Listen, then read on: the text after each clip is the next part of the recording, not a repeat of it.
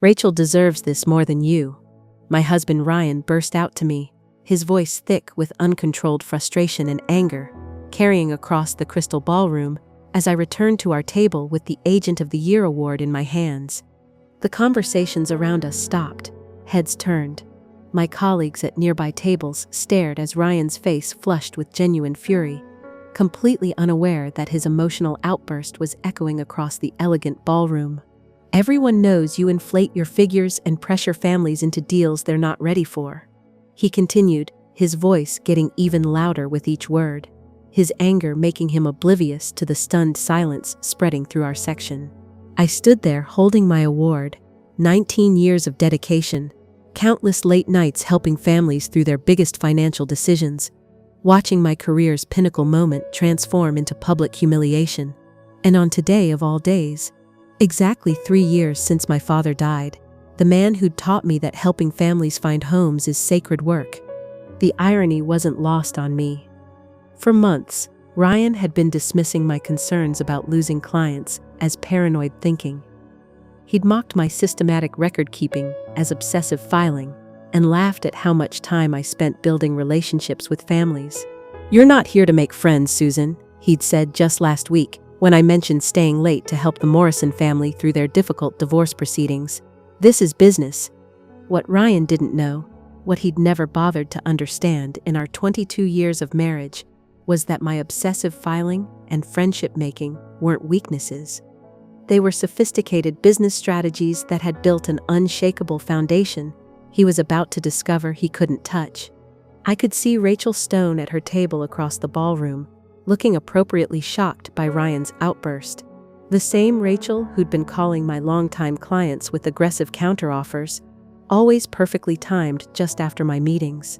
The same Rachel whose sudden success had coincided perfectly with my mysterious client losses over the past 8 months. "I understand," I said quietly, my voice steady despite the arthritis pain flaring in my hands from stress. The room had gone completely silent, everyone waiting for tears, protests, or anger. Instead, I smiled. Jennifer Walsh, the association president, looked mortified from the podium. Bob Martinez from Premium Properties was studying his shoes. Sarah Chen from Riverside Realty had her hand over her mouth in shock. These were my peers, my community, people who'd watched me build my reputation one family at a time, who knew the quality of my work, who understood that my success came from genuine care and meticulous attention to detail. And they'd just witnessed my husband publicly question my integrity while defending another agent. "Thank you for the recognition," I said to Jennifer, raising my award slightly. Then I looked directly at Ryan, whose confidence was already starting to falter as he realized what he'd just done in front of the entire regional real estate community. "I think it's time we went home," I said calmly. As we walked toward the exit, I felt the weight of curious stares following us, but I also felt something else, the quiet satisfaction of a woman who'd been systematically documenting every suspicious client loss, every perfectly timed counteroffer, every phone call Ryan thought I couldn't hear. He had no idea what was waiting for him at home. In my filing cabinet sat 8 months of evidence that would change everything. The drive home was silent, except for the hum of our car's air conditioning. Ryan stared out the passenger window, his earlier fury replaced by what looked like embarrassment. But I knew better. He wasn't embarrassed about humiliating me.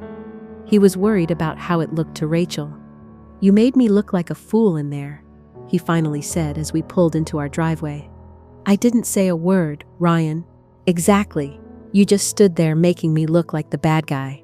I unlocked our front door and headed straight to my home office, the same room Ryan had mocked for years as my obsessive filing headquarters.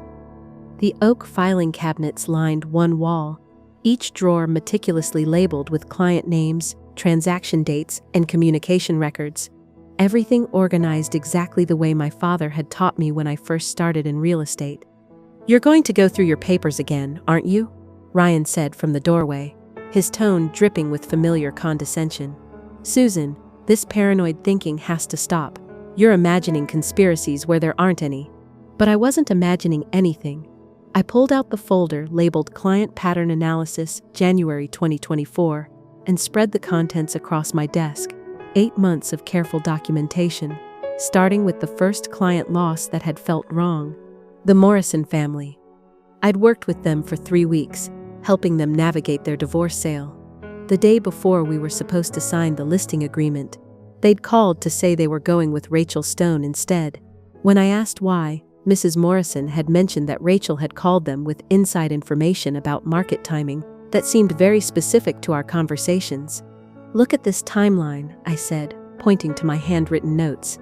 January 15th, Morrison family switches to Rachel. January 22nd, the Patterson estate listing goes to Rachel after they receive a call about my personal problems. February 3rd, the Henderson family cancels with me the day after my cancer screening appointment. Ryan crossed his arms. "Coincidences, Susan. The real estate market is competitive." February 18th, I continued, ignoring his dismissal. I meet with the Chen family about their retirement property sale. February 19th, Rachel calls them with a counter-offer proposal that matches my pricing strategy exactly. How would she know those numbers, Ryan? For just a moment, something flickered across his face. Uncertainty, maybe even guilt. "You're reading too much into this," he said, but his voice had lost some of its confidence. "Rachel's just good at her job." I opened another folder, this one containing printed emails and bank statements. My systematic approach to everything meant I kept records of all our financial activity, including Ryan's computer usage logs that he'd never thought to hide. "Ryan, I know you've been accessing my client database." The color drained from his face. "That's ridiculous." March 3rd, 2:47 a.m. April 15th, and I'm linked at 3:15 a.m. I read the timestamps from my computer's access logs. Always in the middle of the night, always right before my clients receive calls from Rachel. "Susan, you're being paranoid." "Am I?" I pulled out my phone and played a recording I'd made last week when Ryan thought I was gardening outside. His voice filled the room, clear and unmistakable. "She's meeting with the Riverside Development Group tomorrow at noon. Make sure you call them at 11:30 with your counteroffer."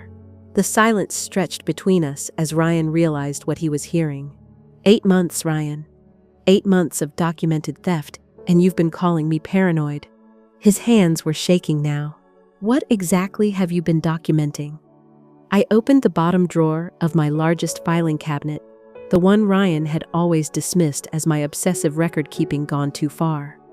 Inside were 8 clearly labeled folders, each one representing a month of systematic documentation that he'd never realized I was compiling. "Everything, Ryan. I've been documenting everything." I spread the contents of the first folder across my desk. Bank statements showing his unauthorized access to my business accounts, screenshots of deleted emails from his computer, phone records showing calls to Rachel's number at all hours, credit card statements revealing charges at restaurants where they'd been planning my professional destruction over romantic dinners. "This is from January," I said, opening a manila envelope. "The Morrison family cancellation." I called them back the next day to ask about their decision.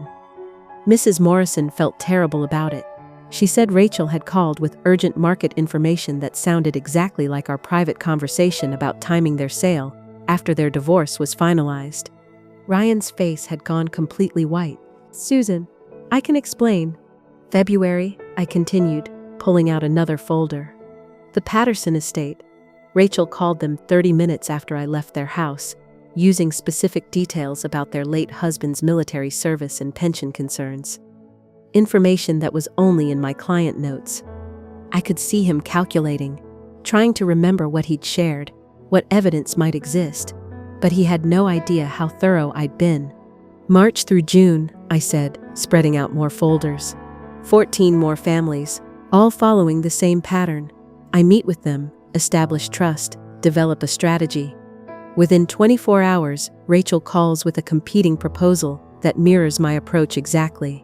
But the evidence went deeper than stolen client information. I opened my laptop and showed him the recording software I'd installed after discovering his midnight computer access. "Ryan, I have audio recordings of your phone calls with Rachel, hours of. His voice filled the room again, this time from a call I'd recorded in April. Susan's getting suspicious about the client losses. We need to be more careful about timing. Maybe space them out more. And Rachel's response, she's too trusting to figure it out. Besides, what could she do even if she suspected something? You want to know what I could do? I asked quietly. I could document every violation of professional ethics you've both committed. I could record every conversation where you coordinate stealing my clients. I could gather evidence of systematic business sabotage that's been going on for 8 months. I pulled out the folder that had taken me the longest to compile. Inside were printed screenshots of text messages between Ryan and Rachel that I'd recovered from his cloud backup, messages he'd forgotten he was automatically syncing to our shared family account. My favorite is from last week, I said, reading from a printout. Rachel texting you. Can't wait to see Susan's face when she realizes her old-fashioned relationship approach doesn't work anymore. We're building the future of real estate. Ryan was staring at the evidence spread across my desk like he was seeing it for the first time. All of his assumptions about my paranoid thinking and obsessive filing had completely collapsed. You've been calling me paranoid while I was documenting your systematic theft of my business. You've been mocking my client relationships while they were providing me with information about your sabotage attempts. I closed the laptop and looked directly at him. But here's what you really didn't understand, Ryan. Those clients you helped Rachel steal, they've been calling me, every single one of them. The Morrison family called me 2 weeks after they signed with Rachel, I said, pulling out another folder labeled Client Intelligence Network. They were having problems with her responsiveness. Mrs. Morrison felt guilty about leaving me and wanted to explain what had really happened. Ryan sank into the chair across from my desk, his earlier confidence completely shattered. Susan, please. The Hendersons called last month.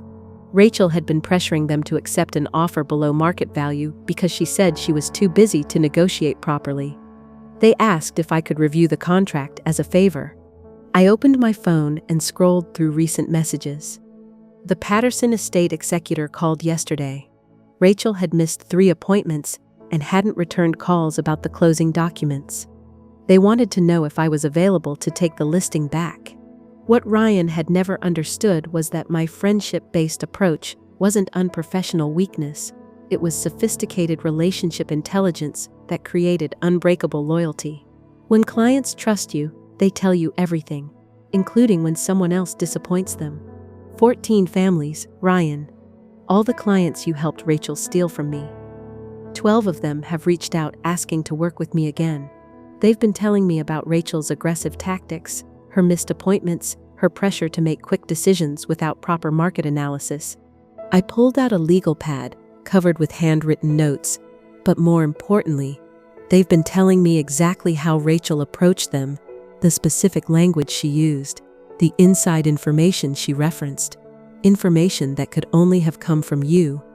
Ryan's hands were visibly shaking now. What are you going to do? I already did it. I opened my laptop and showed him the professional ethics complaint I'd filed with the Regional Real Estate Association that morning.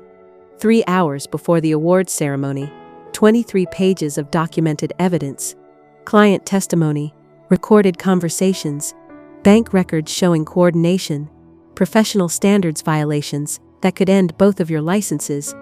The blood drained from his face. You filed a complaint today? This morning. My attorney, Jennifer Walsh. Yes, the same Jennifer Walsh who was horrified by your outburst tonight, helped me prepare the documentation. Turns out the association president takes systematic client theft very seriously. I could see him processing this information, realizing that his public humiliation of me at the ceremony had been witnessed by the very person investigating his and Rachel's professional misconduct.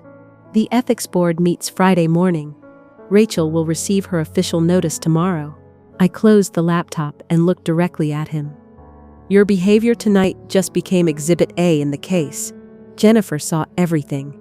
So did Bob Martinez, who's on the ethics review panel, and Sarah Chen, who chairs the professional conduct committee. Ryan was staring at me like he'd never seen me before. You planned this. I documented systematic theft and filed appropriate professional complaints. That's not planning, Ryan. That's responding to calculated business sabotage with appropriate legal action. I stood up and began putting the files back into their organized folders. 22 years of marriage, and you never once asked me how I built my business.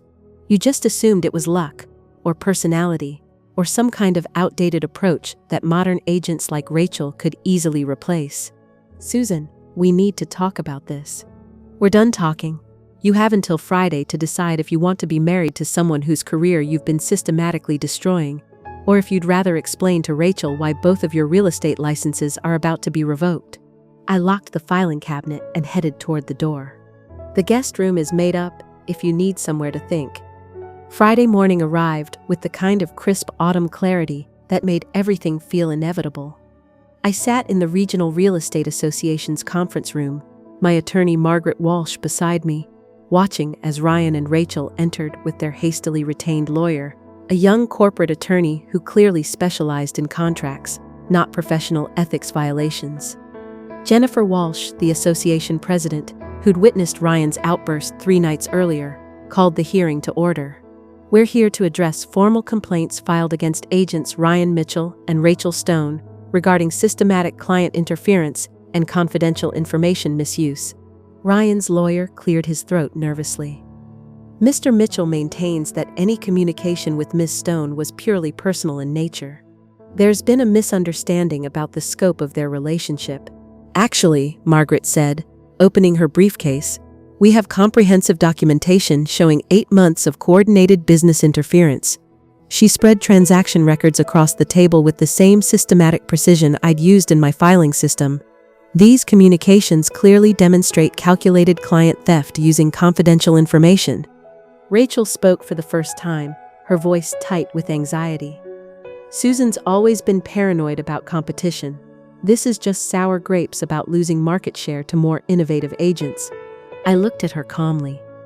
Rachel, I have recordings of you and Ryan coordinating counteroffers using my client's personal information. Would you like me to play them? The color drained from her face as she realized what I was saying. That's impossible. Ryan said you didn't pay attention to details. He said what? Jennifer Walsh leaned forward, her expression sharp with interest. Ryan shot Rachel a desperate look, but it was too late. She'd just confirmed their coordination and revealed his complete misjudgment of my capabilities in front of the ethics board. Let me be clear about the details I've been paying attention to, I said, pulling out my organized evidence folders.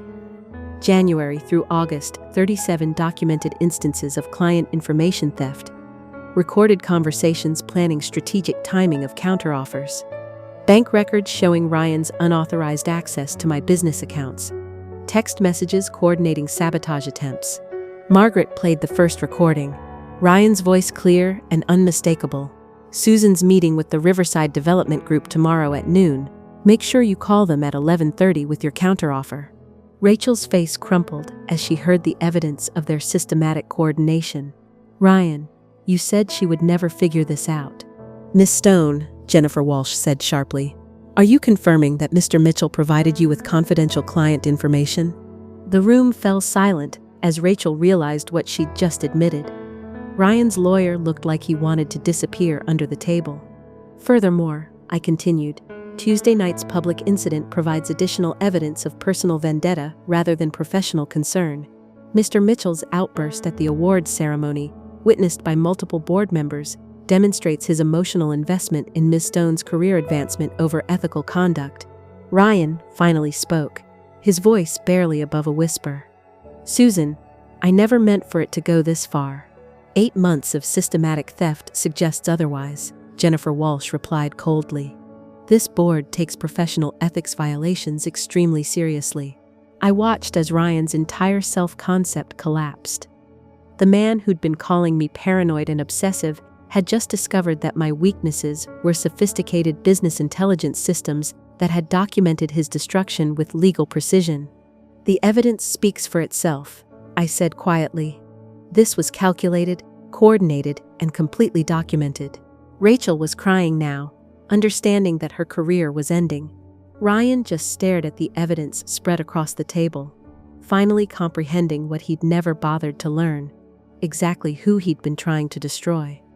3 weeks later, I stood in the same home office where Ryan had mocked my obsessive filing, reading the ethics board's final decision. Both Ryan and Rachel's real estate licenses had been permanently revoked. The language was clear and decisive: systematic client theft, coordinated professional misconduct, and deliberate breach of confidential information protocols. But the vindication went deeper than professional sanctions. My phone had been ringing constantly since word spread through the real estate community. Not just from the clients Ryan and Rachel had tried to steal, but from agents across 3 counties who'd heard about the case and wanted to refer business to someone with uncompromising ethical standards. The Morrison family had called that morning to apologize again and ask if I'd handle their next property purchase. Mrs. Morrison's voice was filled with genuine remorse. "Susan, we should have trusted our instincts. Rachel treated us like a transaction, but you treated us like family." The Henderson family had already signed a new listing agreement, grateful to work with someone who understood that buying a home after surviving cancer meant more than just finding the right square footage. It meant finding hope for the future. Even Mrs. Patterson, whose late husband's estate I'd handled with such care, had referred her daughter to me for her first home purchase. "Mother always said you were the only agent who understood that houses hold memories, not just market value." Jennifer Walsh had called personally to congratulate me on the case outcome. "Susan, in 30 years of real estate administration, I've never seen documentation that thorough. You should consider teaching professional ethics seminars." What struck me most wasn't the professional recognition, though that felt deeply satisfying.